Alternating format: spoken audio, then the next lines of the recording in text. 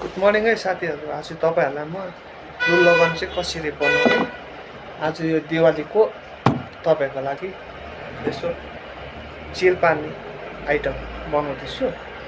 तपाईँहरूले देख्न सक्नुहुन्छ Sprite, lemon, ice cube, ice खानेले खाँदा पनि हुन्छ नखानेले खाँदा पनि हुन्छ, अनि ब्लू सिरप अनि लेमन।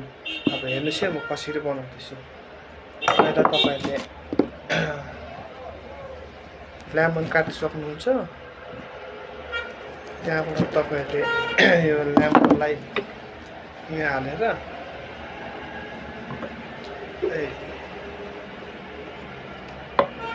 यसमा युज गयो लेमन सिरप अनि आइस क्युब। यो चाहिँ घरमा यसो रेस्टको लागि खान सक्ने तपाईँहरूले को लागि तयारी गर्न सक्नुहुन्छ। त्यहाँबाट फेरि लेमन हाल्यो। तपाईँ चाहिँ घरमै बसेर बनाउन सक्नुहुन्छ। अनि यसमा चाहिँ यो ब्लू सिरप, यसको चाहिँ तपाईँको सिरप पाउँछ कलर, एकदम यो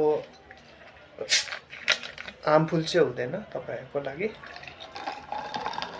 तपाईँले यसरी कति खान सक्नुहुन्छ।